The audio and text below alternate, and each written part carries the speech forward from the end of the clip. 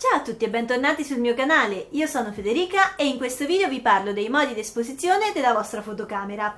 Ma prima di iniziare, se ancora non l'avete fatto, vi invito ad iscrivervi al canale e attivare la campanella per rimanere sempre aggiornati sui miei prossimi video. Escono ogni domenica alle 12 in punto. All'interno delle nostre fotocamere c'è un esposimetro che analizza la luce che entra attraverso la lente, valutando la luminosità della scena. Escludendo la modalità manuale, la fotocamera fa questa analisi in continuazione automaticamente, adattando i valori di luminosità di volta in volta. In realtà, anche se la fotocamera è in manuale e non ha nessun potere, continuerete a vedere l'icona in basso dell'esposimetro interno che vi indica se la scena è sottoesposta, sovraesposta oppure se è esposta correttamente. Quando è esposta correttamente avremo come valore 0, mentre negli altri casi i valori saranno superiori se la scena è sovraesposta o inferiori se è sottoesposta. Ci sono vari modi con cui la fotocamera misura la luminosità di ciò che inquadriamo. Nelle camere Sony possiamo scegliere tra multipla, centro, spot, media schermo intero e highlight.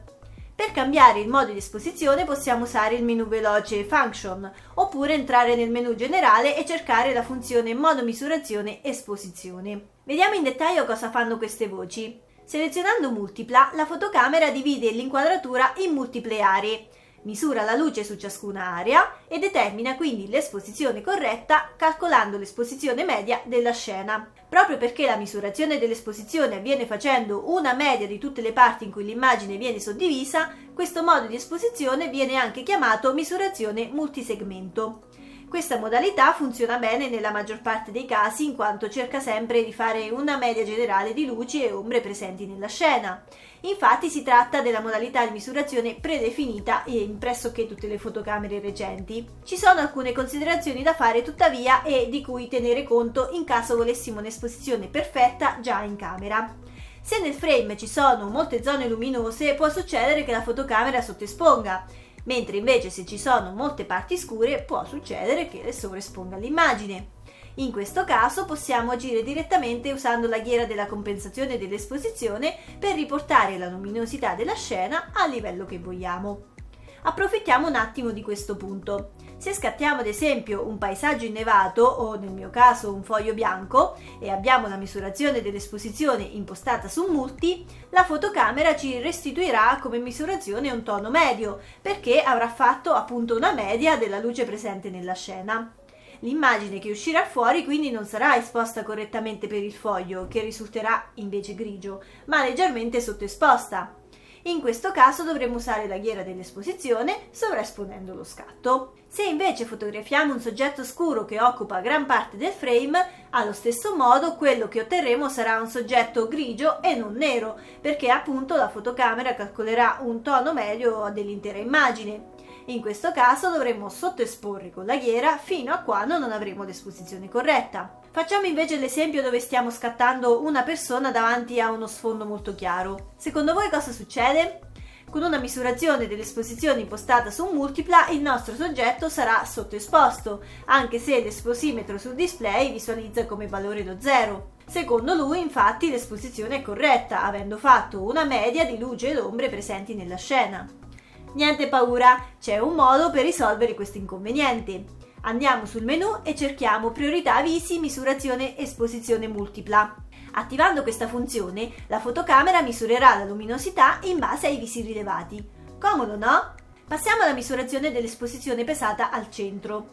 La modalità centro misura la luminosità media dell'intera scena, dando però risalto all'area centrale. Questo modo di misurazione si distingue dal modo multi perché l'esposizione viene determinata dando maggiore priorità alla zona centrale del frame. Va da sé che questa misurazione implica che vada usata quando il soggetto principale si trova al centro del frame. Sinceramente io non l'ho mai utilizzata, ma fatemi sapere se qualcuno di voi la usa. La misurazione spot calcola l'esposizione di una piccola area, ovvero soltanto l'interno del cerchio di misurazione. Le dimensioni del cerchio di misurazione possono essere standard o grandi ed è adatto per la misurazione della luce su una parte specifica dello schermo. Quando usarla? Ci sono alcune situazioni in cui la misurazione spot può diventare veramente indispensabile, come in situazioni in cui il soggetto è in forte contrasto con una porzione molto più o molto meno luminosa dell'immagine.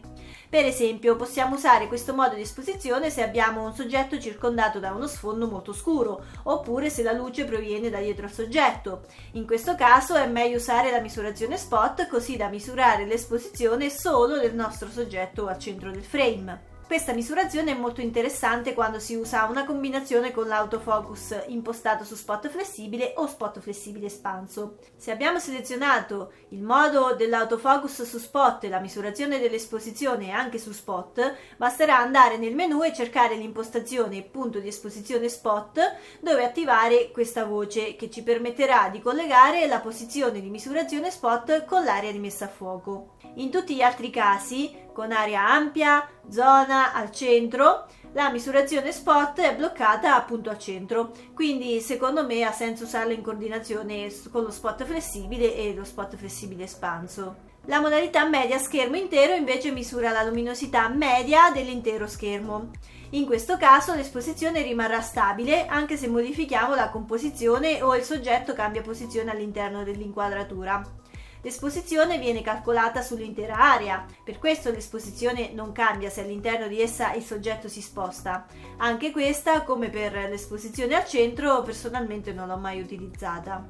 Invece una modalità molto utile e che le nostre camere Sony ci mette a disposizione è proprio quella Highlight. Questa modalità si usa quando vogliamo proteggere le alte luci evitando la sovraesposizione. Se volete proteggere le alte luci, questa è la modalità da scegliere. Quello che fa il modo Highlight è calcolare l'esposizione sulle zone più luminose dell'immagine e assicurarsi che non siano sovraesposte. Ovviamente nel modo Highlight il soggetto può risultare scuro se sullo schermo è presente una parte più luminosa, tenetelo presente. Io uso questo modo in situazioni di forte luce o in caso volessi proprio sfruttare il soggetto più scuro creando una silhouette, esponendo per lo sfondo più luminoso. Vi svelo un segreto, questa modalità funziona molto bene a teatro, quando gli attori sono sotto i riflettori. È ottima per calcolare perfettamente l'esposizione dei soggetti.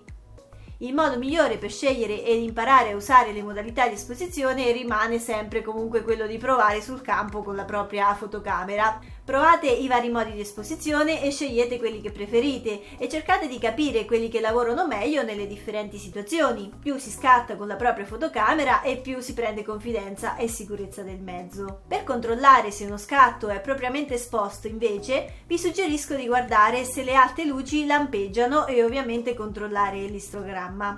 A proposito, sapete leggere l'istogramma? Fatemelo sapere nei commenti se volete approfondire questo argomento. In ultimo, tenete presente che finché si utilizza il modo di scatto completamente automatico, l'esposizione è fissata su multipla e non si può cambiare.